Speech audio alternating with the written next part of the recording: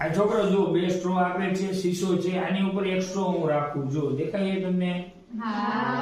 આ સ્ટ્રો ને મેં રાખી દીધું, બરોબર. આ સ્ટ્રો ને વિદ્યુત ભારિત કરવા માટે સ્થિત વિદ્યુત નું આપણે સમજવાનું હોય કે સ્થિત વિદ્યુત ભાર વિશે જાણવા માટે આપણે જ્યારે કાસ્કાની બાજુમાં કાગળ ને લઈ જઈએ ત્યારે કાગળ કાસ્કાની બાજુ ચોટી જાય, બોલપેનની બાજુમાં ઘસવામાં આવે તો ચોટી જાય.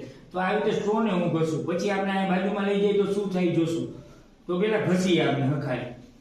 તો આ સ્ટ્રો ની અંદર કોઈ વીજભાર નહોતો, ઘસવાને કારણે તમને વીજભાર જોવા મળ્યો.